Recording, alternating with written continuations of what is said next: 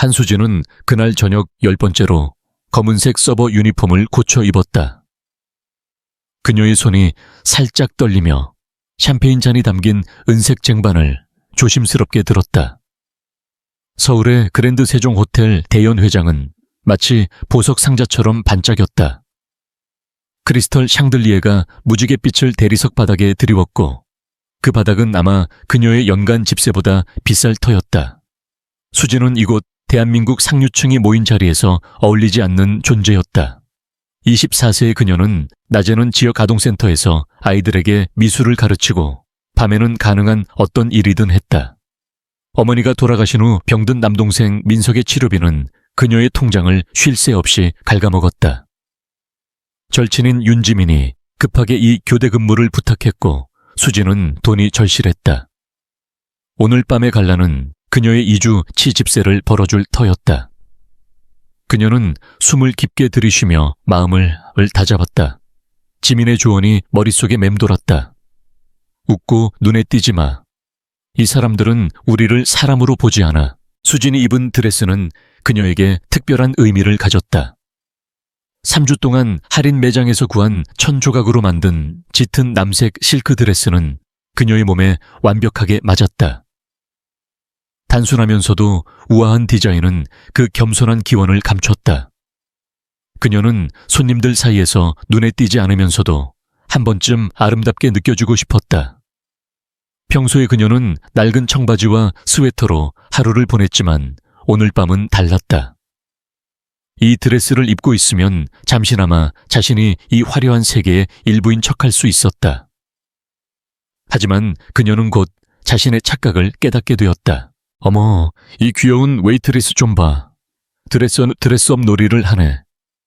날카로운 목소리가 클래식 음악을 뚫고 들어왔다. 최서연 서울의 악명 높은 사격의 여왕이 완벽하게 다듬어진 여자들 무리를 이끌고 다가왔다. 그녀의 플래티넘 블론드 머리는 정교한 업스타일로 장식되었고 붉은 디자이너 드레스는 수진의 반년치 수입보다 비쌌을 것이다. 서연의 초록빛 눈은 악의적인 기쁨으로 반짝였고 그녀의 미소는 칼날처럼 날카로웠다. 수진의 뱃속이 철렁했지만 그녀는 전문적인 미소를 유지했다. 안녕하세요. 샴페인 드시겠습니까? 그녀는 쟁반을 내밀며 침착함을 잃지 않으려 애썼다. 서연은 마치 포식자처럼 수진을 빙빙 돌며 그녀를 위아래로 훑었다. 얘들아, 이 귀여운 애 좀 봐. 드레스를 직접 만들었다나 봐. 얼마나 소박한지. 그녀의 말투는 마치 수진이 동물원의 전시물인 양 비웃었다. 할머니 커튼으로 만든 거야. 얘 서연의 무리가 웃음으로 터져나왔고 그 소리는 연회장 전체로 퍼졌다. 다른 손님들이 고개를 돌려 구경하며 대화가 잦아들었다. 수진은 뺨이 뜨거워지는 걸 느끼며 쟁반을 더 세게 잡았다. 그녀의 심장이 쿵쾅거렸지만 도망치고 싶은 충동을 억눌렀다. 제가 직접 만들었어요. 그녀는 창피함에도 불구하고 조용히 자랑스럽게 말했다. 그녀는 자신의 손으로 만든 이 드레스에 자부심을 느꼈다. 비록 값싼 천이었지만 그녀의 시간과 노력이 깃든 작품이었다. 어머 귀여워. 서연이 비웃으며 코웃음을 쳤다. 그녀는 마치 연극을 하듯 갑자기 비틀거리며 연기하더니 수진의 쟁반에 일부러 부딪혔다. 레드와인이 남색 실크 위로 쏟아져 가슴께로 피처럼 번졌다. 와인은 드레스를 적시며 대리석 바닥으로 뚝뚝 떨어졌다. 어머, 내가 어설퍼서. 서연은 손으로 입을 가리며 놀란 척했다. 그게 내 유일한 드레스 아니었길 바라. 그녀의 목소리는 달콤했지만 그 뒤에 숨은 독이 선명했다. 서연의 무리가 다시 웃음을 터뜨렸고 연 회장의 시선이 수진에게 꽂혔다. 수진은 굴욕감에 몸이 굳었다. 그녀의 손이 쟁반을 더 세게 쥐었고 눈물이 차오르는 걸 느꼈다. 그녀는 이곳에서 도망치고 싶었다. 이 화려한 세계가 그녀를 짓밟고 있었다. 그 순간 연 회장이 갑자기 조용해졌다.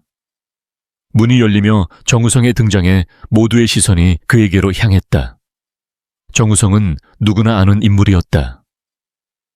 30세의 테크 억만장자는 혁신적인 소프트웨어 회사와 신비로운 사생활로 헤드라인을 장악했다. 키가 크고 검은 곱슬머리에 강철 같은 회색 눈을 가진 그는 완벽히 맞춘 블랙 턱시도를 입어 넓은 어깨와 운동선수 같은 체격을 강조했다. 하지만 방을 장악한 건 그의 외모가 아니라 존재감이었다. 그는 사람들 사이를 자연의 힘처럼 걸었고 모두 본능적으로 비켜섰다. 그의 발소리가 고요 속에서 울렸다. 수진조차 연예 뉴스를 피하는 그녀조차 그의 이름을 알았다. 그는 세종그룹의 창립자이자 한국에서 가장 영향력 있는 인물 중 하나였다. 우성의 눈이 장면을 훑었다. 서연의 의기양양한 미소 와인으로 얼룩진 드레스 수진의 굴욕적인 얼굴까지. 그의 표정은 단단했지만 눈빛에는 무언가 강렬한 것이 스쳤다. 망설임 없이 그는 재킷에서 새하얀 손수건을 꺼내 수진에게 다가갔다. 이걸 써. 그의 깊고 명령적인 목소리가 떨리는 그녀의 손에 손수건을 쥐어주었다. 그 실크는 그녀가 만져본 어떤 것보다 부드러웠고 아마 그녀의 옷 전체보다 비쌌을 것이다. 수진은 얼떨결에 손수건을 받아들었지만 그의 다음 행동은 그녀를 완전히 얼어붙게 했다. 정우성은 수진의 허리에 팔을 두르고 그녀를 자신의 옆으로 끌어당겼다. 그의 턱시도를 통해 전해지는 천고급 향수와 독특한 남성적인 향이 뒤섞였다. 그녀는 그의 단단한 몸을 느끼며 숨을 쉴 수 없을 정도로 당황했다. 여러분, 우성의 목소리가 명확하고 권위 있게 연 회장을 채웠다. 제 아내를 소개합니다. 침묵은 귀가 먹먹할 정도였다. 샴페인 잔이 입술로 가다 멈췄다. 서연의 얼굴은 하얗게 붉게 다시 하얗게 변했다. 그녀의 입이 벌어졌지만 말이 나오지 않았다. 수진은 세상이 빙빙 도는 걸 느끼며 우성의 팔만이 그녀를 지탱했다. 연 회장의 모든 눈이 그녀에게 쏠렸다. 그녀는 자신이 꿈을 꾸는 게 아닌가 생각했다. 안에 서연의 목소리가 갈라졌다. 그녀는 믿을 수 없다는 듯 우성을 노려보았다. 우성 무슨 소리야. 오늘 밤 우리 약혼 발표를 하기로 했잖아. 우성의 회색 눈이 차갑게 서연을 응시했다. 그의 표정은 단호했고 마치 그녀가 존재하지 않는 것처럼 무시했다. 그랬나 깜빡했네. 그는 수진의 허리를 더 강하게 잡았다. 그의 손길은 따뜻했지만 단단한 힘이 느껴졌다. 내 아름다운 신부 때문에 정신없어서. 그의 목소리는 침착했지만 그 안에 담긴 권위는 누구도 반박할 수 없게 했다. 수진은 간신히 목소리를 찾았다. 그녀는 그의 귀에 대고 속삭였다. 뭐 하는 거예요? 그녀의 목소리는 떨렸고 혼란과 두려움이 뒤섞였다. 우성이 몸을 숙여 그녀의 귀에만 들리게 속삭였다. 당신을 구하는 거야. 따라해. 그의 숨결이 그녀의 귀를 간지렸고 그녀는 온몸에 소름이 돋았다. 그의 눈은 진지했고 그녀에게 선택의 여지가 없음을 알렸다. 수진은 그의 팔에 의지하며 어찌할 바를 몰랐다. 군중이 속삭임으로 터졌다. 스마트폰이 등장해 이 순간을 찍었고 몇 분 안에 소셜미디어에 퍼질 터였다. 한수진 무명의 미술교사 갑자기 서울에서 가장 화제의 여성이 되었다. 서연은 충격에서 회복되려 애쓰며 앞으로 나섰다. 이건 터무니없어 우성. 그녀의 목소리는 날카로웠지만 떨림이 섞여 있었다. 아무도 믿지 않을 거야. 이 웨이트리스랑 갑자기 결혼했다고. 그녀는 수진을 경멸의 눈초리로 바라보았다. 넌 누구야? 어디서 굴러먹던. 입 조심해 서연. 우성의 목소리가 낮고 위험하게 깔렸다. 그의 눈빛은 얼음처럼 차가웠다. 내 아내에 대해 말하는 거야. 그의 말은 연 회장을 다시 침묵으로 채웠다. 서연은 입을 다물었지만 그녀의 눈은 분노로 타올랐다. 그녀의 무리는 어색하게 뒤로 물러섰다. 수진은 여전히 얼떨떨한 상태로 우성의 팔에 기대어 있었다. 그녀의 머릿속은 혼란으로 가득했다. 이 남자는 왜 그녀를 구하려 했을까? 그리고 왜 하필 아내라는 거짓말을 택한 걸까? 우성은 군중을 향해 다시 말했다. 여러분, 저와 제 아내는 긴 하루를 보냈습니다. 이제 물러가겠습니다. 그는 수진을 이끌며 출구로 향했다. 그의 손은 그녀의 허리를 단단히 잡고 있었고 그녀는 그의 리드에 따를 수밖에 없었다. 군중은 마치 홍해가 갈라지듯 그들 앞에서 갈라졌다. 속삭임과 카메라 셔터 소리가 그들의 뒤를 따랐다. 수진은 자신의 심장이 터질 것 같았다. 그녀는 이 상황을 이해할 수 없었다. 방금 전까지 그녀는 보이지 않는 존재, 샴페인 쟁반을 든 웨이트리스에 불과했다. 그런데 지금 그녀는 대한민국에서 가장 강력한 남자의 아내로 불리고 있었다. 연회장을 벗어나 호텔의 고급스러운 복도로 들어서자 수진은 마침내 우성의 팔에서 벗어났다. 그녀의 손은 여전히 그의 손수건을 쥐고 있었다. 와인에 젖은 드레스는 차갑게 그녀의 피부에 달라붙었다. 당신 미쳤어요. 그녀는 떨리는 목소리로 쏘아붙였다. 방금 모두에게 제가 당신 아내라고 했잖아요. 저 당신도 모르는데 그녀의 갈색 눈은 분노와 혼란으로 반짝였다. 우성은 그녀의 얼굴을 바라보았다. 그의 회색 눈은 읽을 수 없는 깊이를 담고 있었다. 당신은 거기서 무너지고 있었어. 그는 침착하게 말했다. 그들은 당신을 가지고 놀았을 거야. 스포츠처럼. 그의 목소리는 단호했지만 어딘가 부드러움이 스며 있었다. 수진은 그의 말을 믿을 수 없었다. 그래서 거짓말을 했어요. 세상의 미디어는 미쳐 날뛸 거예요.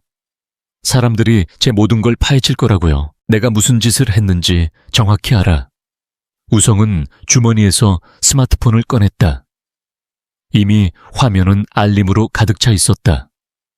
봐. 그는 그녀에게 전화기를 보여주었다. 헤드라인들이 벌써 떠오르고 있었다. 정우성의 비밀 아내 갈래에서 공개. 억만장자의 신비한 신부. 웨이트리스에서 아내로 신데렐라 스토리. 수진의 심장이 내려앉았다. 그녀의 삶은 이미 돌이킬 수 없이 바뀌어 있었다. 이건 악몽이에요. 그녀는 속삭였다. 우성은 전화기를 주머니에 넣고 그녀를 진지하게 바라보았다. 꼭 그럴 필요는 없어. 당신에게 제안을 하나 할게. 그의 목소리는 단호했고 그녀는 그의 다음 말이 그녀의 인생을 또 한 번 뒤흔들 것임을 직감했다. 복도는 고요했고 멀리서 갈라의 음악 소리가 희미하게 들려왔다. 한수진은 와인으로 얼룩진 드레스를 내려다보며 자신이 이미 이 게임의 일부가 되었음을 깨달았다. 그리고 정우성의 회색 눈을 마주했을 때 그녀는 이 게임이 쉽게 끝나지 않을 것임을 알았다. 한수진은 그랜드 세종 호텔의 복도를 빠져나오며 여전히 떨리는 손으로 와인에 젖은 드레스를 내려다보았다. 정우성의 손이 그녀의 허리를 단단히 잡고 있었지만 그의 손길은 더 이상 위로가 아니라 혼란의 원천이었다. 그녀는 그의 펜트하우스로 향하는 리무진 안에서 침묵을 지켰다. 서울의 야경이 창밖으로 스쳐 지나갔지만 그녀의 머릿속은 방금 연회장에서 일어난 일들로 가득 차 있었다. 정우성 대한민국에서 가장 강력한 남자 중 하나가 그녀를 아내로 소개했다. 그건 거짓이었다.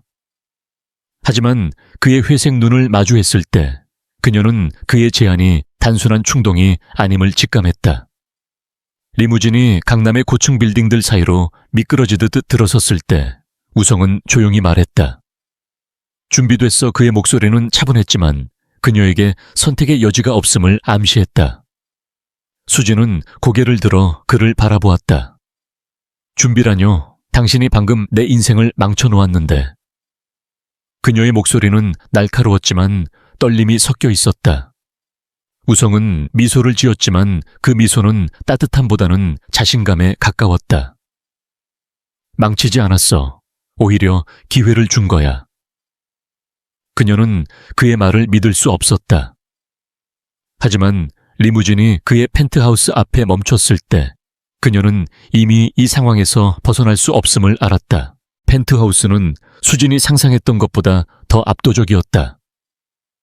한강이 내려다 보이는 거대한 통유리창, 현대적인 가구, 그리고 벽을 장식한 고급 예술품들이 그녀를 더욱 작게 느끼게 했다. 그녀는 와인으로 얼룩진 드레스를 내려다보며 이곳에 어울리지 않는다고 생각했다. 우성은 재킷을 벗고 소파에 앉으며 그녀에게 손짓했다. 앉아. 얘기할 시간이야. 수진은 망설였지만 결국 그의 맞은편에 앉았다. 그녀의 손은 여전히 그의 손수건을 쥐고 있었다. 그 부드러운 실크는 그녀의 거친 손바닥과 대조를 이루었다. 제안이 뭔데요? 그녀는 단도직입적으로 물었다. 그녀의 갈색 눈은 그를 똑바로 응시했지만 속으로는 두려움이 휘몰아쳤다. 우성은 그녀를 잠시 바라보다가 입을 열었다. 나와 결혼해. 1년만. 그의 목소리는 마치 계약서를 읽는 듯 단호했다. 수진의 입이 벌어졌다. 뭐라고요? 그녀는 자신이 잘못 들었다고 생각했다. 하지만 그의 표정은 진지했다. 가짜 결혼이야. 1년 동안 내 아내인 척 해줘. 그 대가로 내 동생의 병원비를 전액 부담하고 네가 꿈꾸는 미술 스튜디오를 열 수 있게 해줄게. 수진은 그의 말을 이해하려 애썼다. 그녀의 남동생 한민석은 16세에 희귀 혈액 질환을 앓고 있었다. 치료비는 매달 그녀의 수입을 초과했고 그녀는 이미 2개의 아르바이트를 병행하며 버티고 있었다. 미술 스튜디오는 그녀의 꿈이었다. 지역 아동센터에서 아이들에게 그림을 가르치며 그녀는 그들이 예술을 통해 희망을 찾길 바랐다. 하지만 자금 부족으로 매번 지원이 거절되었다. 우성의 제안은 그녀의 가장 절박한 문제를 해결할 수 있는 열쇠였다. 하지만 대가는 너무 컸다. 당신 미쳤어요. 그녀는 웃음을 터뜨렸지만 그 웃음은 쓰라렸다. 내가 왜 낯선 사람과 가짜 결혼을 해야 해요? 그것도 당신 같은 사람과. 그녀는 당신 같은 사람이라는 말에 약간의 경멸을 담았다. 억만장자 권력자, 그리고 그녀와는 전혀 다른 세상에 사는 남자였다. 우성은 눈썹을 치켜올리며 그녀의 반응을 즐기는 듯 했다. 내가 왜냐고? 최서연 때문이야. 그는 소파에 몸을 기댔다. 우리 가문과 최 씨 가문은 오랫동안 비즈니스 동맹을 맺어왔어. 서연과의 결혼은 두 회사를 합병하고 우리 모두를 더 부유하게 만들 계획이었지. 하지만 난 그 여자를 견딜 수 없어. 웃어. 그리고 오늘 밤 그녀가 너를 공격하는 걸 보고 더 확실해졌어. 그의 목소리는 단호했고 서연에 대한 혐오가 묻어났다. 수진은 그의 말을 곱씹었다. 그래서 내가 뭐해요? 당신의 방패 서연을 피하려고 나를 이용하려는 거예요. 그녀의 목소리는 날카로웠다. 우성은 고개를 끄덕였다. 맞아. 하지만 이건 서로에게 이익이 되는 거래야. 너는 돈이 필요하고 나는 자유가 필요해. 1년만 버티면 넌 내 동생을 살리고 꿈을 이룰 수 있어. 난 서영과 결혼하지 않아도 돼. 수진은 그의 제안을 거부하고 싶었다. 그녀의 자존심은 그녀에게 도망치라고 외쳤다. 하지만 민석의 창백한 얼굴, 병원비 청구서, 그리고 그녀가 매일 밤 잠들기 전 떠올리는 스튜디오의 모습이 그녀를 붙잡았다. 어떻게 아셨어요? 그녀는 갑자기 물었다. 내 동생, 내 꿈, 어떻게 아신 거죠? 우성은 미소를 지었다. 너를 조사했어. 갈래에서 너를 구하기로 마음먹은 순간 내 팀이 너에 대해 알아봤지. 한수진 24세 어머니는 5년 전 교통사고로 사망. 남동생 한민석 16세 희귀, 혈액 질환. 지역 아동센터에서 미술을 가르치고 미술 스튜디오를 열기 위해 12번의 지원서를 썼지만 모두 거절당했어. 그의 목소리는 마치 보고서를 읽는 듯 했다. 수진은 노출된 기분을 느꼈다. 이 낯선 남자가 그녀의 가장 깊은 상처와 꿈을 알고 있었다. 당신. 그녀는 말을 잇지 못했다. 그의 침착함이 그녀를 더 화나게 했다. 그때 문이 열리며 한 남자가 들어왔다. 그는 30대 초반으로 보였고 친절한 갈색 눈과 효율적인 태도를 지녔다. 사장님, 기자들이 건물 아래에 모여들고 있습니다. 그는 우성에게 보고하며 수진을 힐끗 보았다. 그리고 부인께 드릴 옷을 준비했습니다. 그는 부인이라는 단어를 강조하며 미소를 지었다. 우성은 고개를 끄덕였다. 고마워, 태연. 그는 수진에게 말했다. 김태연, 내 비서야. 앞으로 널 도울 거야. 태연은 수진에게 따뜻한 미소를 보냈다. 한수진 씨 옷은 복도 끝방에 준비해 두었습니다. 샤워하고 갈아입으시면 좋을 것 같아요. 수진은 그의 친절함에 잠시 당황했다. 하지만 와인에 젖은 드레스를 내려다보며 고개를 끄덕였다. 그녀는 일어서며 우성을 노려보았다. 이 얘기 안 끝났어요. 그녀는 단호하게 말했다. 복도 끝의 방은 그녀의 작은 원룸보다 컸다. 침대 위에는 그녀의 치수에 맞춘 옷들이 놓여 있었다. 실크로브 부드러운 스웨터, 그리고 완벽하게 맞는 청바지까지. 그녀는 이 모든 게 어떻게 준비되었는지 의아했다. 샤워를 마치고 로브를 입은 그녀는 거울 앞에 섰다. 와인 얼룩은 사라졌지만 그녀의 마음은 여전히 혼란스러웠다. 그녀는 우성의 제안을 거부할 수 있을까? 민석의 치료비 스튜디오, 그리고 그녀가 매일 싸우는 가난의 무게가 그녀를 짓눌렀다. 하지만 이 남자를 믿어도 될까? 그는 그녀를 구했다고 했지만 그의 눈빛에는 읽을 수 없는 무언가가 있었다. 다시 거실로 돌아왔을 때 우성은 창가에 서서 한강을 내려다보고 있었다. 그의 실루엣은 강렬했고 그녀는 그가 이 모든 상황을 통제하고 있음을 느꼈다. 결정했어. 그는 뒤돌아보지 않고 물었다. 수진은 숨을 깊게 들이쉬었다. 만약 내가 거절하면요. 그녀의 목소리는 단호했지만 두려움이 스며 있었다. 우성은 천천히 그녀를 바라보았다. 그럼 넌 내 원룸으로 돌아가서 매일 밤 아르바이트로 뼈 빠지게 일하고 동생의 병원비를 감당하지 못해 결국 무너질 거야. 그의 말은 날카로운 칼처럼 그녀를 찔렀다. 수진은 그의 직설적인 말에 몸을 떨었다. 그는 그녀의 약점을 정확히 찔렀다. 1년이에요. 그녀는 조용히 말했다. 12개월. 같이 살면서 사회 행사에 같이 나타나고 모두가 이 결혼이 진짜라고 믿게 만드는 거죠. 그 후엔 조용히 이혼하고 다시는 당신을 안 봐도 되는 거예요. 우성은 고개를 끄덕였다. 맞아. 그리고 내 동생의 치료비 스튜디오 전부 내가 책임질게. 이건 내 자유를 지키기 위한 투자야. 그의 목소리는 차분했지만 단호했다. 수진은 그의 말을 곱씹었다. 이건 거래였다. 감정이 아닌 계산된 계약. 하지만 그녀는 다른 선택지가 없었다. 사랑은요? 그녀는 갑자기 물었다. 만약 우리가 서로에게 빠지면 어쩌죠? 그녀의 질문은 그녀 자신도 놀라게 했다. 우성의 표정은 변하지 않았다. 난 사랑을 믿지 않아, 수진. 난 계약 상호 이익, 그리고 명확한 기대를 믿지. 우리가 이게 사업이라는 걸 잊지 않는 한 아무 문제 없을 거야. 수진은 그의 손을 바라보았다. 그의 손은 강하고 단단해 보였다. 그녀는 천천히 손을 내밀었다. 좋아요, 정우성. 거래 성립이에요. 그들은 펜트하우스의 거실에서 악수를 나눴다.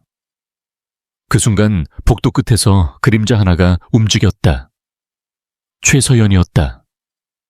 그녀는 그들의 대화를 엿듣고 있었고 그녀의 얼굴은 분노와 결심으로 일그러졌다. 그녀는 이 게임에서 질 생각이 없었다. 수진과 우성은 아직 모르고 있었지만 그들의 거래는 이미 더 큰 전쟁의 시작이었다. 다음 날 아침 수진은 그녀의 원룸보다 큰 침실에서 눈을 떴다. 햇빛이 한강을 비추며 커다란 창문을 통해 쏟아져 들어왔다. 잠시 동안 그녀는 자신이 어디에 있는지 잊었다. 그러다 전날 밤의 기억이 홍수처럼 밀려왔다. 갈라 서연의 모욕, 우성의 충격적인 선언, 그리고 그들의 악수. 그녀는 이제 적어도 서류상과 대중의 눈에는 정우성의 아내였다. 문에서 부드러운 노크 소리가 났다. 들어오세요. 그녀는 실크 로브를 더 단단히 여미며 말했다. 로브는 어젯밤 그녀를 기다리고 있었고 그녀의 치수에 맞춘 옷장 전체와 함께였다. 김태현이 은색 쟁반에 커피와 크루아상을 들고 들어왔다. 좋은 아침입니다, 부인. 그는 쟁반을 침대 옆 테이블에 놓으며 미소를 지었다. 사장님께서 법적 서류가 준비되었다고 전해달라고 하셨습니다. 10시에 서재에서 뵙고 싶으시답니다. 법적 서류 수진의 위장이 조여들었다. 태현은 침착하게 대답했다. 결혼 계약서입니다. 사장님은 양측을 보호하기 위해 모든 걸 명확히 하고 싶어 하십니다.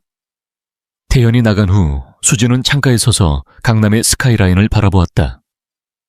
그녀의 전화기는 아침부터 모르는 번호들의 전화로 진동하고 있었다. 이야기는 우성이 예견한 대로 폭발적으로 퍼졌다. 그녀는 전화기를 집어들고 헤드라인을 훑었다. 정우성의 비밀 결혼, 억만장자의 신데렐라, 웨이트리스에서 아내로. 그녀의 심장은 무겁게 내려앉았다. 이건 더 이상 그녀의 삶이 아니었다. 그녀는 이제 정우성의 세계에 갇혀 있었다. 서재로 들어갔을 때 우성은 어두운 회색 정장을 입고 있었다. 그의 검은 머리는 살짝 흐트러져 있었고 회색 눈에는 피로가 묻어났다. 잘 잤어. 그는 책상에 펼쳐진 서류에서 눈을 떼지 않고 물었다. 인생이 하루 만에 바뀌었는데 잘 자는 게 가능할까요? 수진은 그의 맞은편에 앉으며 퉁명스럽게 대답했다. 우성은 마침내 그녀를 바라보았다. 그의 눈에 잠깐의 후회가 스쳤다. 쉽지 않다는 거 알아. 그래서 모든 걸 명확히 하고 싶어. 그는 두꺼운 폴더를 그녀에게 밀었다. 계약서야. 우리의 거래를 모든 측면에서 다뤘어.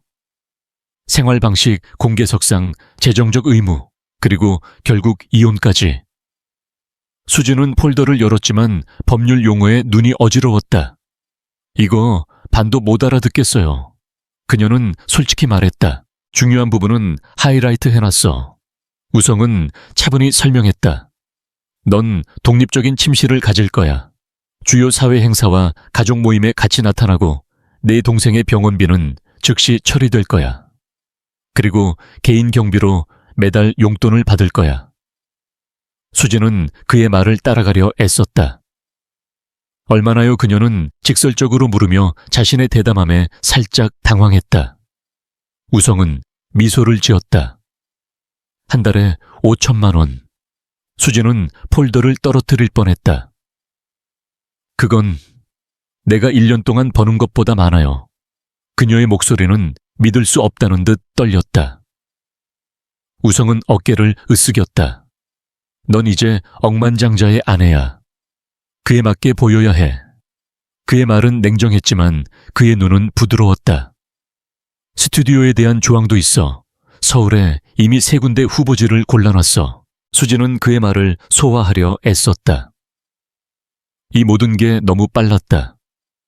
그녀는 계약서를 내려다보며 자신의 삶이 이제 서류 한 장에 묶여 있음을 깨달았다.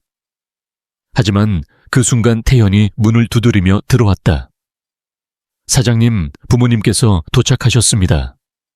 응접실에서 기다리고 계십니다. 우성의 턱이 굳어졌다. 벌써 시간이 더 있을 줄 알았는데. 수진은 그의 반응에 긴장했다. 시간이라뇨. 뭐에 대비하려는 거예요? 그녀의 목소리에 공포가 묻어났다. 우성은 그녀를 바라보며 낮게 말했다. 너를 신문에 데뷔시키려고. 그의 말은 그녀의 위장을 더 세게 조였다. 정우성의 세계는 그녀가 상상했던 것보다 훨씬 더 복잡했다. 그리고 이제 그녀는 그 세계의 한가운데로 던져졌다. 한수진은 정우성의 펜트하우스에서 보내는 첫 몇 주를 꿈속처럼 보냈다. 그녀는 여전히 이 모든 것이 현실인지 의심스러웠다. 아침이면 한강을 내려다보는 거대한 창문으로 햇빛이 쏟아져 들어왔고, 그녀는 자신의 작은 원룸과는 전혀 다른 세계에 적응하려 애썼다. 정우성과의 가짜 결혼은 이미 세간의 화제가 되었고, 그녀의 이름은 뉴스 헤드라인과 소셜 미디어에서 떠돌았다. 억만장자의 신데렐라, 웨이트리스에서 아내로 같은 제목들이 그녀를 따라다녔지만 수지는 그저 자신을 지키려 애썼다. 그녀는 낮에는 여전히 지역아동센터에서 아이들에게 미술을 가르쳤다. 아이들의 웃음소리와 색연필이 종이를 스치는 소리가 그녀에게 유일한 안식처였다. 하지만 밤이 되면 그녀는 우성의 세계로 돌아와야 했다. 화려한 드레스 플랫이 세례, 그리고 그녀를 해부하듯 바라보는 사람들의 시선 속으로 우성과의 생활은 예상보다 자연스러웠다. 그는 매일 아침 일찍 서재로 들어가 세종그룹의 일을 처리했고, 수지는 그의 바쁜 일정 속에서 조용히 자신의 공간을 만들었다. 하지만 매일 저녁 그는 그녀와 함께 식사를 했다. 처음에는 어색한 침묵이 이어졌지만 점차 그들의 대화는 예술 사업 그리고 그들의 전혀 다른 어린 시절로 흘러갔다. 우성은 차갑고 계산적인 억만장자의 이미지와 달리 그녀의 이야기에 귀 기울였다. 수진이 아이들에게 그림을 가르치는 이야기를 할 때 그의 회색 눈은 따뜻하게 빛났다. 너 진짜 그 일을 사랑하는구나. 어느 날 저녁 그가 포크를 내려놓으며 말했다. 수진은 미소를 지었다. 그 아이들은 내가 가진 걸 다 줘도 아깝지 않아요. 그 애들 눈에서 희망을 볼 때마다 내가 살아있는 걸 느껴요. 우성은 잠시 그녀를 바라보며 아무 말도 하지 않았다. 그 순간 수지는 그의 눈빛에 무언가 깊은 것이 스쳐가는 걸 느꼈다. 하지만 그는 곧 시선을 돌리며 화제를 바꿨다. 그들의 가짜 결혼은 공식적으로 시작되었다. 계약서에 서명한 후 수지는 자신의 침실과 개인 공간을 보장받았다. 그녀의 동생 민석의 병원비는 즉시 처리되었고, 그녀는 매달 5천만 원이라는 믿을 수 없는 금액을 통장에 받았다. 처음 그 돈을 확인했을 때 그녀는 숨이 멎을 뻔했다. 하지만 그 돈은 그녀를 자유롭게 하기보다는 그녀가 이 계약의 일부임을 상기시켰다. 우성은 그녀에게 새로운 옷장 디자이너 드레스, 그리고 심지어 그녀의 취향에 맞춘 미술 서적까지 준비해 두었다. 억만장자의 아내로 보여야 해. 그는 태연하게 말했다. 하지만 수지는 그 화려한 옷을 입을 때마다 자신이 진짜 한수진이 아니라 연극 속 배우처럼 느껴졌다. 가장 큰 도전은 우성의 가족이었다. 그의 어머니 정혜린 여사는 세종그룹의 전설적인 인물이었다. 50대 중반의 그녀는 은빛 머리를 완벽하게 틀어 올렸고 푸른 눈은 얼음처럼 날카로웠다. 혜린은 수진을 처음 만난 날 응접실에서 차갑게 그녀를 훑어보았다. 그래서 네가 우리 아들의 아내라는 거지. 그녀의 목소리는 부드러웠지만 그 뒤에 숨은 의심이 선명했다. 수진은 우성의 손이 그녀의 허리에 닿는 것을 느끼며 긴장했다. 그들은 질문을 대비하지 못했다. 우린 비밀리에 만났어요. 수진은 간신히 대답했다. 혜린의 눈썹이 치켜 올라갔다. 비밀리에 참 낭만적이구나. 그녀의 말투는 비꼬는 듯했다. 그럼 내 집안은 부모님은 무슨 일을 하시지? 수진은 숨을 삼켰다. 어머니는 간호사셨지만 몇 년 전 돌아가셨어요. 아버지는 제가 어릴 때 사고로. 그녀는 말을 멈췄다. 방 안이 어색한 침묵으로 채워졌다. 혜린의 표정이 살짝 누그러졌지만 그녀의 경계는 여전했다. 우성의 아버지 정민수 회장은 좀 더 따뜻했다. 그는 수진에게 손을 내밀며 미소를 지었다. 가족이 된 걸 환영해. 갑작스러운 소식이라 놀랐지만 우성이 널 선택했다면 이유가 있겠지. 그의 말은 진심처럼 들렸지만 수진은 혜린의 시선이 여전히 그녀를 해부하고 있음을 느꼈다. 수진 씨는 미술을 가르친다고 했지. 민수가 화제를 바꾸려 애썼다. 내 지역 아동센터에서 아이들에게 그림을 가르쳐요. 수진은 자부심을 담아 대답했다. 그리고 저도 그림을 그리지만 요즘은 시간이 없어서. 혜린이 끼어들었다. 참 고상하구나. 하지만 정씨 가문의 일원이 된 이상 자선위원회 사회적 의무, 그리고 가문의 명예를 지키는 게 우선이라는 걸 이해해야 할 거야. 그녀의 말은 부드러웠지만 경고였다. 수진은 우성의 손이 그녀의 허리를 더 세게 잡는 걸 느꼈다. 어머니 수진은 자신의 일을 계속할 겁니다. 우성의 목소리는 단호했다. 사실 우린 그녀의 일을 확장할 계획이에요. 제대로 된 스튜디오를 열어서 그녀가 가르치고 창작할 수 있게. 혜린의 눈이 날카로워졌다. 참 진보적이구나 우성. 그녀는 더 말하지 않았지만 수진은 그녀가 이 결혼을 절대 받아들이지 않을 것임을 알았다. 가족 모임 후 수진은 펜트하우스의 테라스에 서서 서울의 스카이라인을 바라보았다. 그녀는 이제 디자이너 드레스를 벗고 편한 청바지와 스웨터로 갈아입었다. 그녀답게 느껴지는 옷이었다. 우성이 그녀 옆으로 다가왔다. 생각보다 잘 버텼어. 그는 난간에 기대며 말했다. 수진은 한숨을 쉬었다. 당신 어머니는 날 싫어해요. 우성은 어깨를 으쓱였다. 어머니는 내 인생을 통제할 수 없는 모든 걸 싫어해. 개인적인 건 아니야. 수진은 그를 돌아보았다. 이 모든 게 개인적이에요, 우성. 당신은 내게 당신 가족과 친구들 앞에서 사랑하는 척하라고 요구하고 있어요. 1년 동안 거짓을 살으라고. 그녀의 목소리는 떨렸다. 우성은 잠시 침묵했다. 난 너에게 사랑하라고 요구하는 게 아니야. 서연과의 결혼을 피하면서 내 동생을 살리도록 돕는 거야. 이건 사업이야. 그의 말은 차가웠지만 수진은 그의 눈빛에 순간적으로 스쳐가는 무언가를 놓치지 않았다. 갈래서 그녀를 구했을 때와 같은 그 강렬한 무언가였다.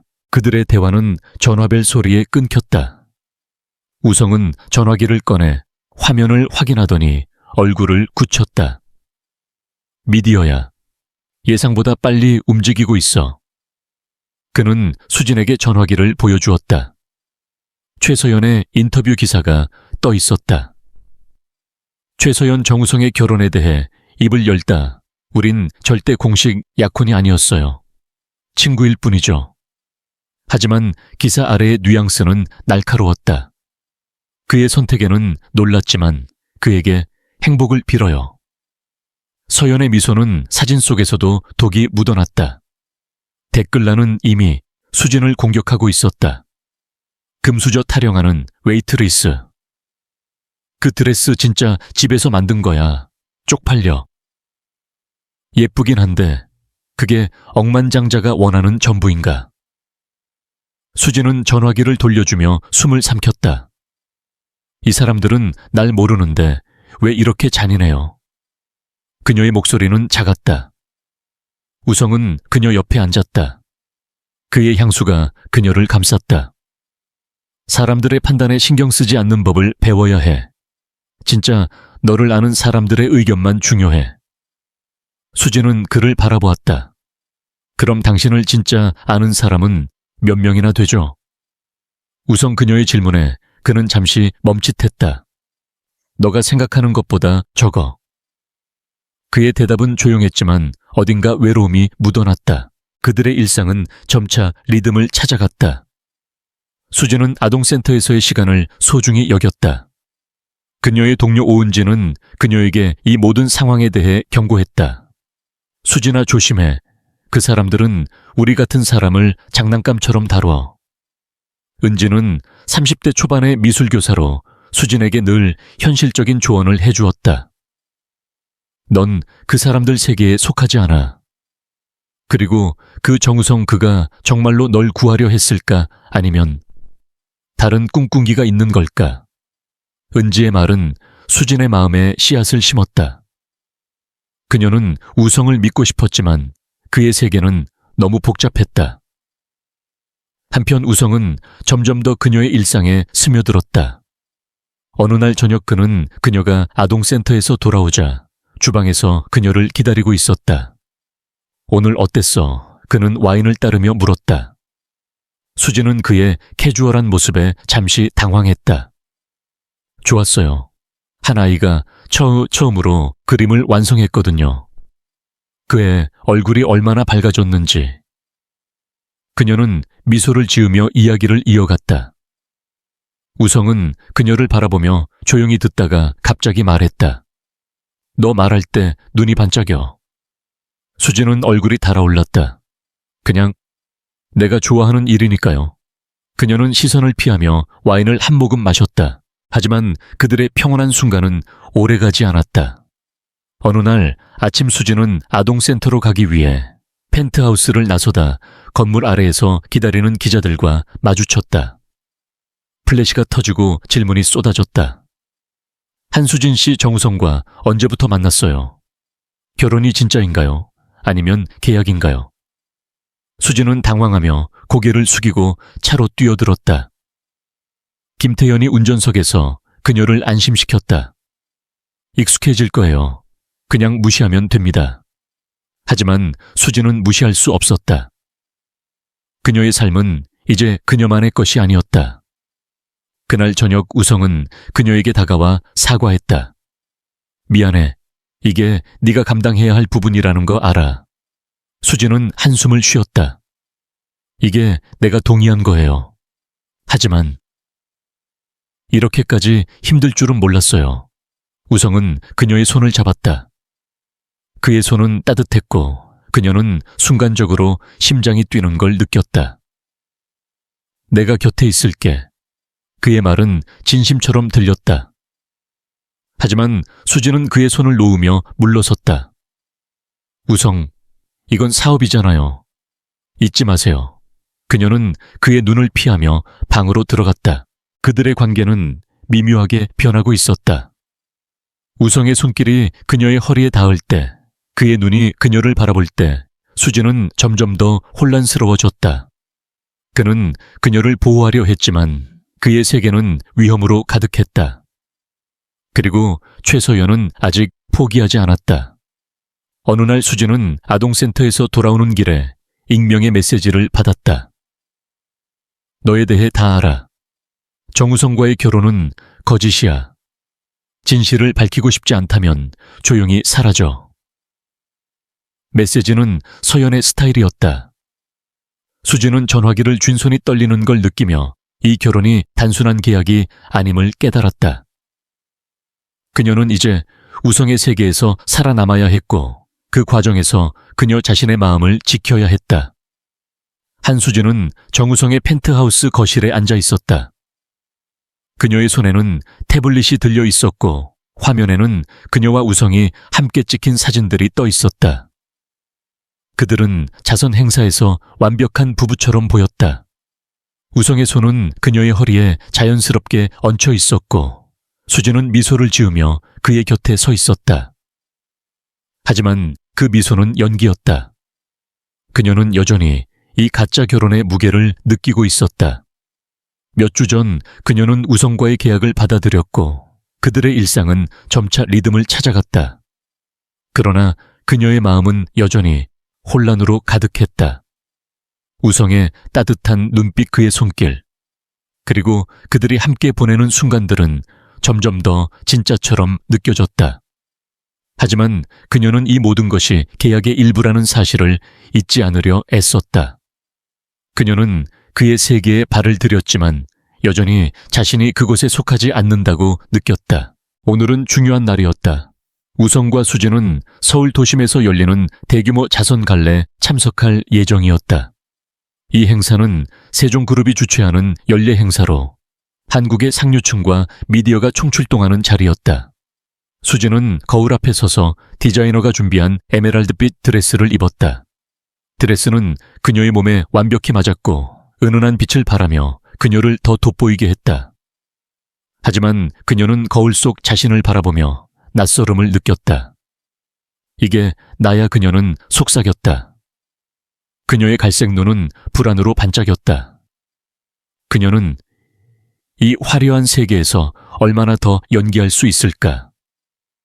그리고 우성의 곁에서 느끼는 이 미묘한 감정들은 무엇일까? 갈라 현장은 예상대로 화려했다. 그랜드 세종 호텔의 대연 회장은 다시 한번 보석 상자처럼 빛났다. 샹들리에의 빛이 대리석 바닥에 반사되었고 손님들은 디자이너 의상과 값비싼 보석으로 치장한 채 대화를 나누었다. 수지는 우성의 팔에 기대어 입장했다. 그의 블랙 턱시도는 그의 키 큰 체격과 강렬한 존재감을 강조했다. 그는 자연스럽게 군중을 이끌었고 사람들은 그를 보자마자 길을 비켰다. 수지는 그의 곁에서 미소를 지으며 사람들의 인사를 받았다. 하지만 그녀는 그들의 눈빛에서 호기심과 판단을 읽었다. 정우성의 아내라는 타이틀은 그녀를 보호하면서도 동시에 그녀를 표적으로 만들었다. 행사가 진행되며 수지는 잠시 우성과 떨어져 홀로 샴페인배에 서 있었다. 그녀는 숨을 돌리려 했지만 곧 익숙한 목소리가 그녀를 긴장하게 했다. 어머, 한수진 씨 오늘 정말 예쁘네요. 최서연이었다. 그녀는 붉은 드레스를 입고 있었고 플래티넘 블론드 머리는 우아하게 틀어 올려져 있었다. 그녀의 미소는 달콤했지만 눈빛은 독사 같았다. 수지는 심장이 쿵쾅거렸지만 표정을 유지했다. 고마워요, 서연 씨. 그녀는 침착하게 대답했다. 서연은 그녀를 위아래로 훑으며 다가왔다. 정말 놀라워요. 웨이트리스에서 억만장자의 아내로. 현대판 신데렐라 스토리네요. 그녀의 말은 칭찬처럼 들렸지만 비웃음이 뚝뚝 묻어났다. 수지는 이를 악물었다.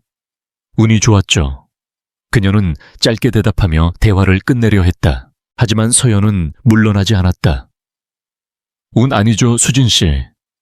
당신은 뭔가 특별한 걸 가지고 있나 봐요.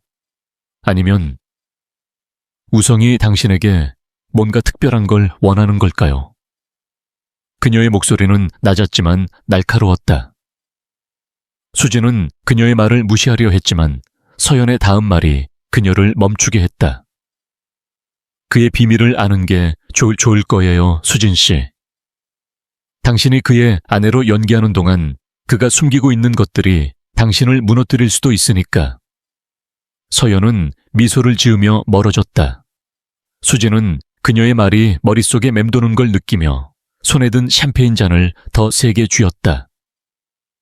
우성이 숨기고 있는 것이라니 그녀는 그의 회색 눈을 떠올렸다. 그 눈빛은 때로 따뜻했지만 때로 읽을 수 없는 깊이를 품고 있었다. 갈라가 끝난 후 수진과 우성은 펜트하우스로 돌아왔다. 우성은 재킷을 벗으며 그녀에게 물었다. 오늘 어땠어? 그의 목소리는 평소처럼 차분했다. 수지는 그의 얼굴을 바라보며 망설였다. 서연의 말이 그녀를 괴롭히고 있었다. 좋았어요. 하지만 서연이 이상한 말을 했어요. 그녀는 조심스럽게 말했다. 우성의 눈썹이 살짝 올라갔다. 뭐라고? 수지는 숨을 들이쉬었다. 당신이 뭔가를 숨기고 있다고. 내가 알아야 할 비밀이 있다고 했어요. 우성은 잠시 침묵했다. 그의 표정은 단단했지만 눈빛의 미세한 변화가 스쳤다. 서연은 그냥 질투하는 거야.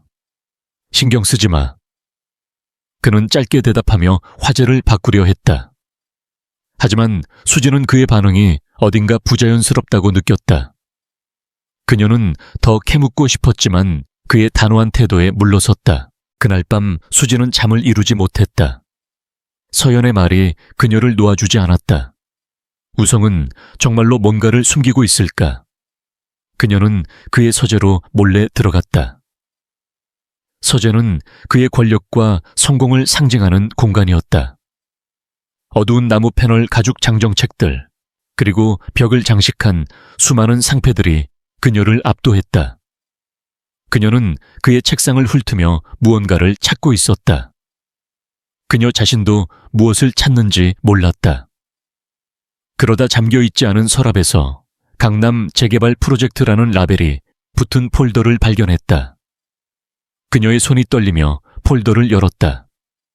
그리고 그녀는 숨을 쉴 수 없었다. 문서들은 강남의 낡은 주거지역을 재개발하는 프로젝트에 관한 것이었다.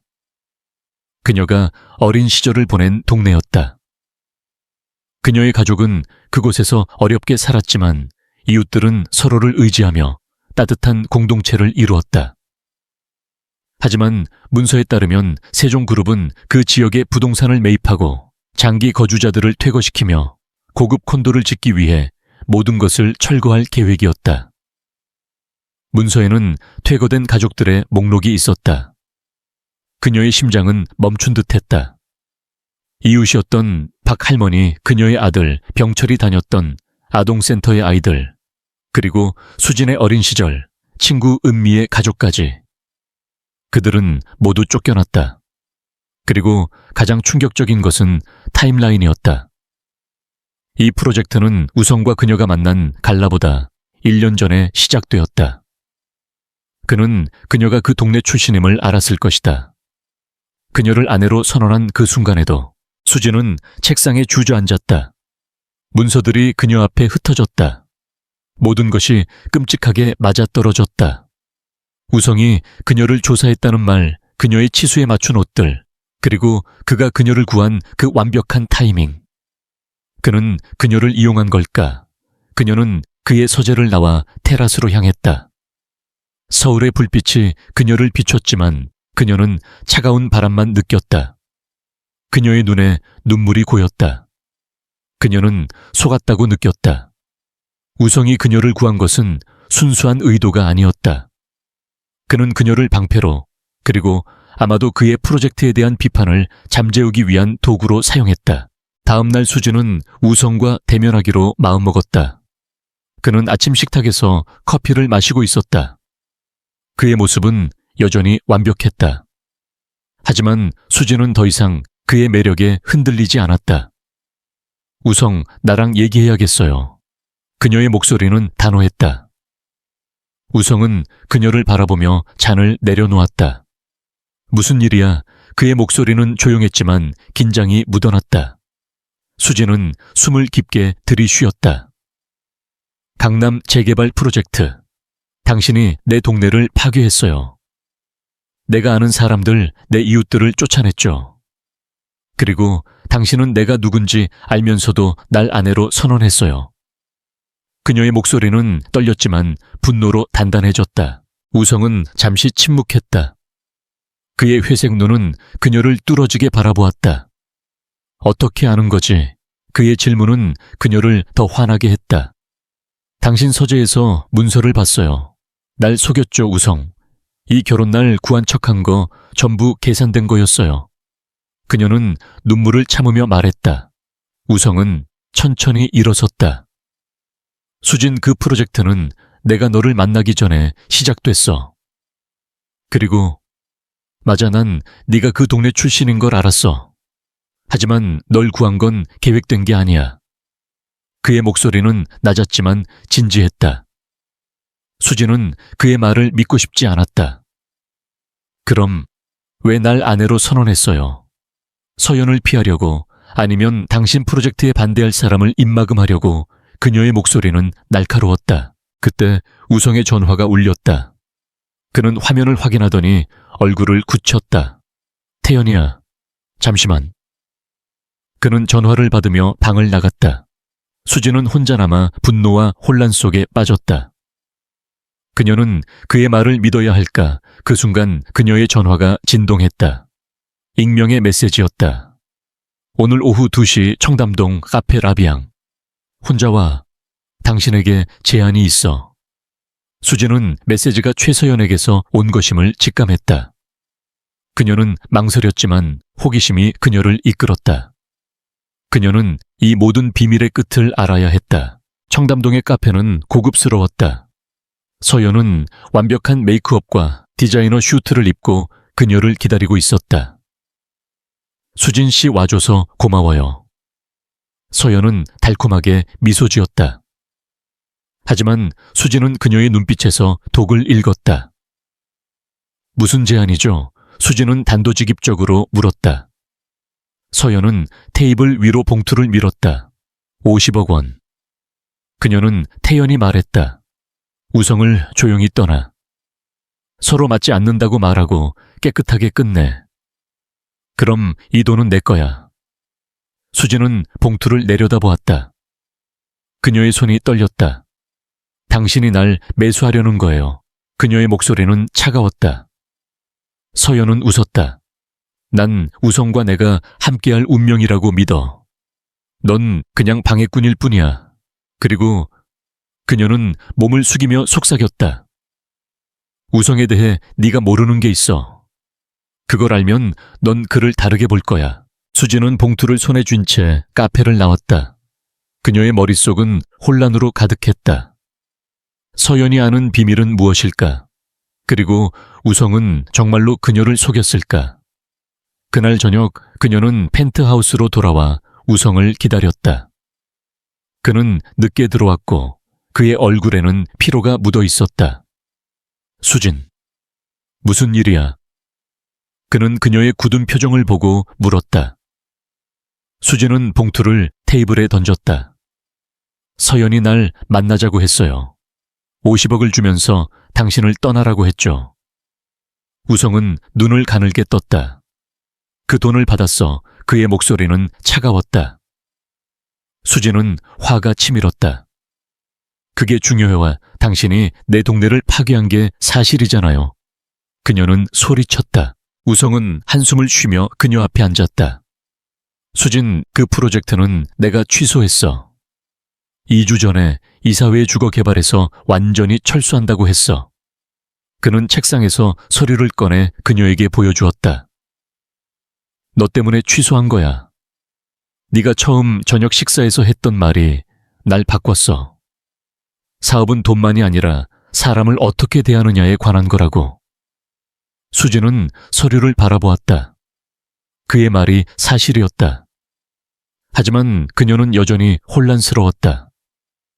왜 나한테 말 안 했어요? 그녀는 조용히 물었다. 우성은 그녀를 바라보았다. 그의 눈에는 드물게 취약함이 스쳐갔다. 어떻게 말해야 할지 몰랐어. 널 잃고 싶지 않았어. 그의 목소리는 낮고 거칠었다. 수진은 그의 말을 곱씹었다. 그녀는 그의 눈을 바라보며 진심을 찾으려 애썼다. 하지만 서연의 말이 여전히 그녀를 괴롭혔다. 서연이 당신에 대해 뭔가를 안다고 했어요. 그게 뭔데요? 그녀는 단호하게 물었다. 우성은 잠시 침묵했다. 그의 얼굴이 굳어졌다.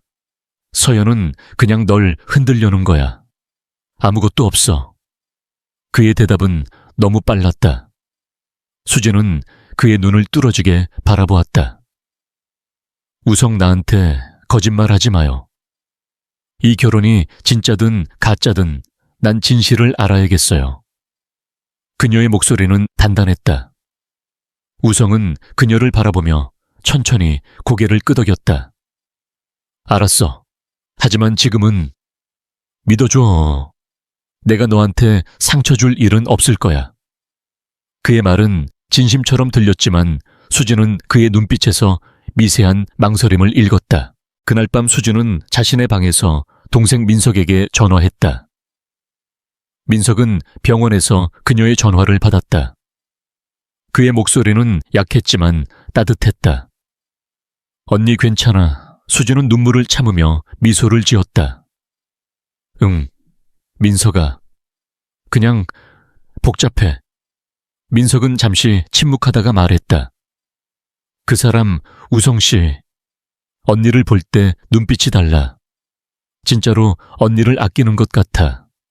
수진은 그의 말에 가슴이 아팠다. 그녀는 우성이 자신을 아낀다고 믿고 싶었다.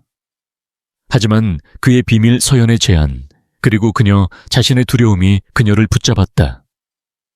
그녀는 전화기를 내려놓고 창밖을 바라보았다. 서울의 불빛은 여전히 반짝였지만 그녀의 마음은 어두웠다. 그녀는 이제 선택해야 했다. 우성을 믿고 이 결혼을 이어갈 것인지 아니면 서연의 돈을 받아 모든 것을 끝에날스 끝낼 것인지. 한수진은 정우성의 펜트하우스 테라스에 서서 서울의 스카이라인을 바라보았다. 한강의 불빛이 잔잔히 반짝였지만 그녀의 마음은 여전히 혼란으로 가득했다. 최서연의 50억 원 제안 우성이 숨겼던 강남 재개발 프로젝트, 그리고 그가 프로젝트를 취소했다는 충격적인 고백이 그녀의 머릿속을 맴돌았다. 그녀는 우성의 회색 눈을 떠올렸다. 그 눈빛은 때로 차갑고 계산적이었지만 때로 그녀를 향할 때는 따뜻하고 취약한 무언가를 담고 있었다. 그녀는 그의 말을 믿고 싶었다. 그가 자신을 진심으로 아낀다고 이 가짜 결혼이 어느새 진짜 감정으로 변했다고 믿고 싶었다. 하지만 서연의 말이 그녀를 놓아주지 않았다. 우성에 대해 네가 모르는 게 있어. 그 비밀은 무엇일까? 그리고 그녀는 이 복잡한 게임에서 어디까지 갈 수 있을까? 수진은 손에 쥔 서연의 봉투를 내려다보았다. 50억 원. 그 돈이면 그녀는 동생 민석의 치료비를 평생 걱정하지 않아도 되고 미술 스튜디오를 열어 아이들에게 꿈을 줄 수 있었다.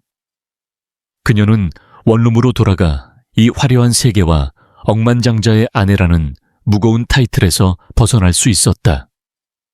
하지만 그녀는 우성의 손길, 그의 미소, 그리고 그가 그녀를 바라보는 방식을 떠올렸다. 그는 그녀에게 단순한 계약 이상의 존재가 되어 있었다. 그녀는 봉투를 테이블에 던지고 한숨을 쉬었다. 내가 뭘 해야 하는 거지? 그녀는 혼잣말을 했다. 그 순간 문이 열리며 우성이 들어왔다. 그의 얼굴에는 피로가 묻어 있었지만 그녀를 보자 미소가 번졌다. 여기 있었네. 그의 목소리는 부드러웠다. 수진은 그를 바라보며 심장이 뛰는 걸 느꼈다. 그녀는 이제 결정을 내려야 했다. 다음 날 수진은 지역 아동센터로 향했다. 아이들의 웃음소리와 색연필이 종이를 스치는 소리는 그녀에게 평온을 주었다. 그녀는 아이들이 그린 그림을 하나하나 칭찬하며 이곳이야말로 그녀가 진짜 자신일 수 있는 곳임을 깨달았다. 수업이 끝난 후 그녀의 동료 오은지가 다가왔다. 수진아, 요즘 어때? 뉴스에서 너랑 그 억만장자 얘기밖에 안 나와. 은지의 목소리는 걱정으로 가득했다. 수진은 미소를 지었다. 복잡해. 하지만 나쁘지만은 않아. 은지는 눈썹을 치켜 올렸다. 너 그 사람 좋아하는 거야, 아니야? 수진은 대답하지 못했다.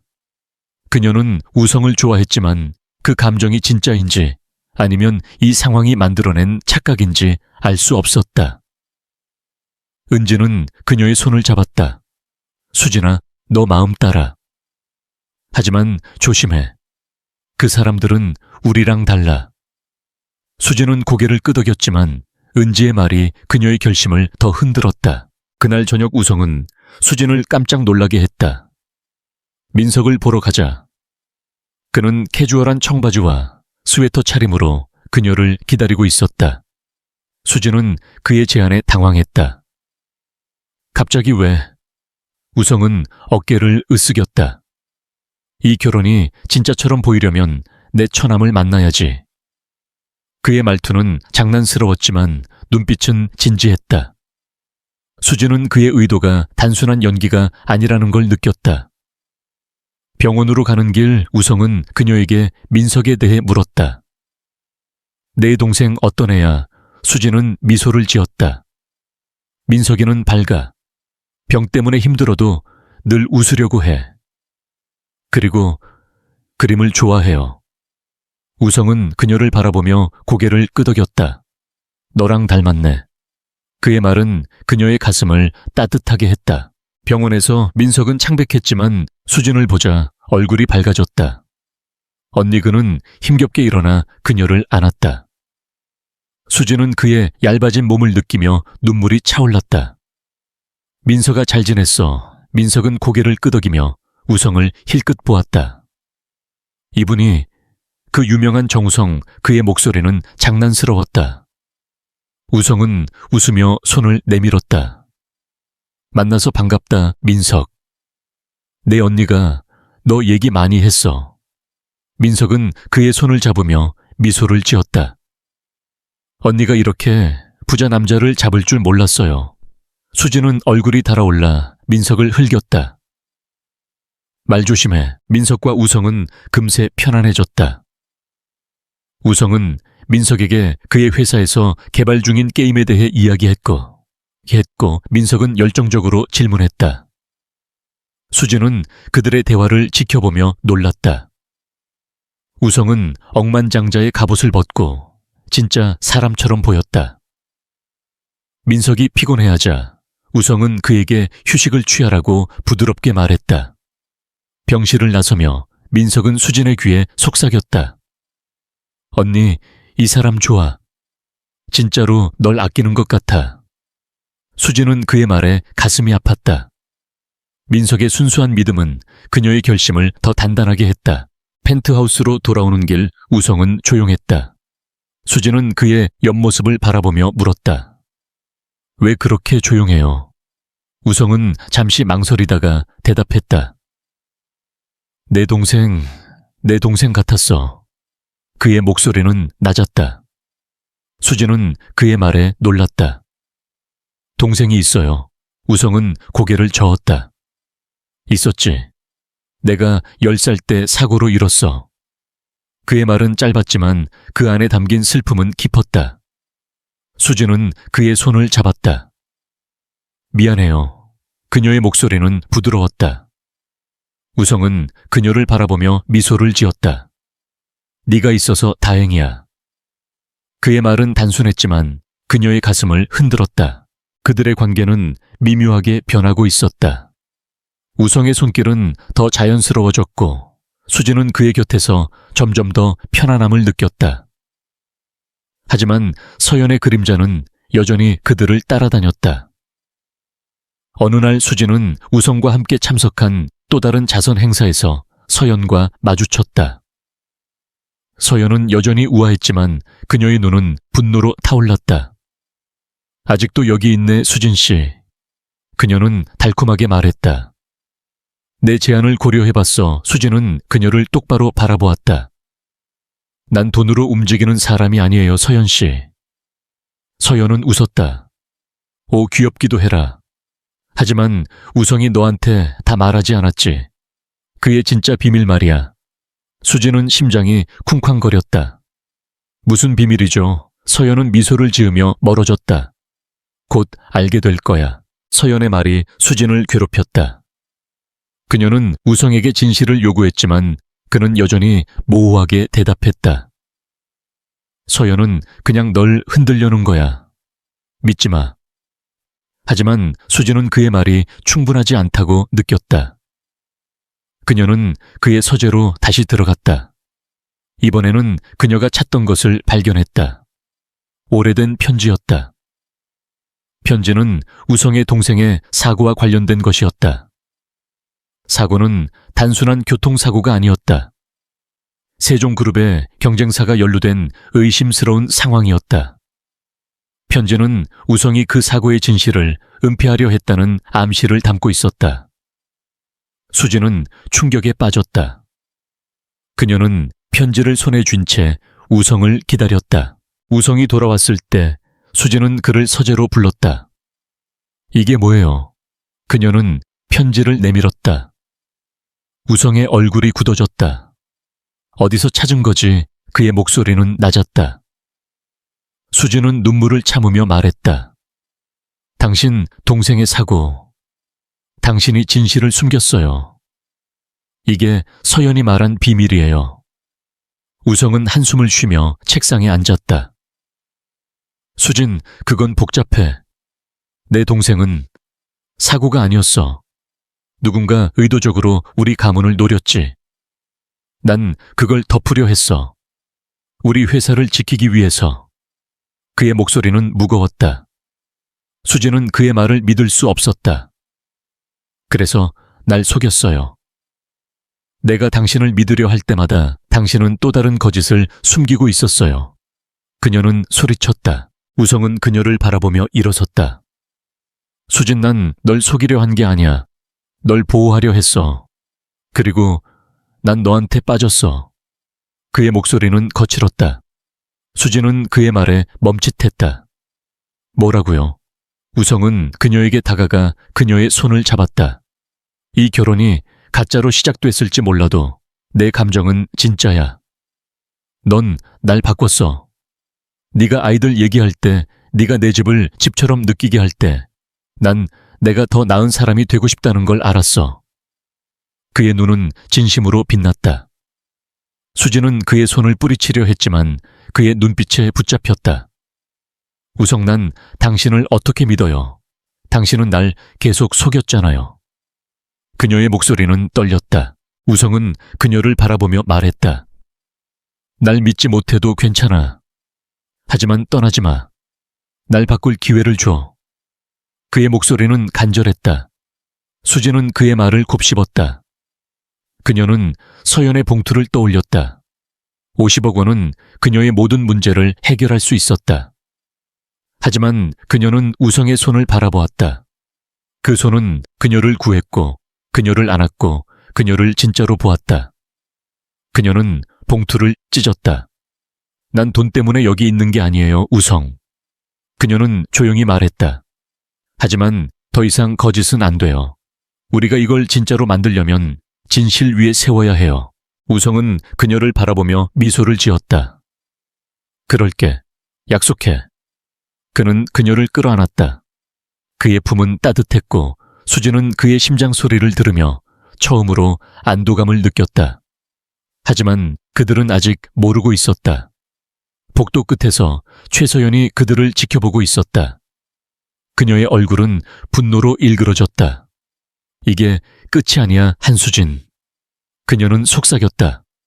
그녀는 이 게임에서 질 생각이 없었다. 며칠 후 우성과 수진은 공식 석상에서 다시 함께 나타났다. 이번에는 미디어의 플래시가 그들을 더 이상 두렵게 하지 않았다. 우성은 수진의 손을 잡고 그녀를 세상에 보여주었다. 이 여성이 내 아내입니다.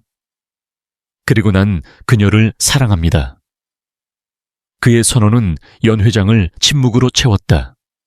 수지는 그의 손을 잡으며 미소를 지었다. 그녀는 더 이상 연기하지 않았다. 그녀는 우성을 선택했다. 그리고 그는 그녀를 선택했다. 그들의 결혼은 더 이상 계약이 아니었다. 그들은 매일 서로를 선택하며 진실 위에 새로운 시작을 쌓아갔다. 하지만 서연의 그림자는 여전히 그들을 따라다녔다. 그녀는 복수를 계획했고 그들의 사랑은 아직 시험대에 있었다. 수지는 우성의 품에서 서울의 불빛을 바라보며 생각했다. 이 사랑은 복잡하고 위험하고 완벽하지 않다. 하지만 진짜다. 그리고 그건 싸울 가치가 있었다.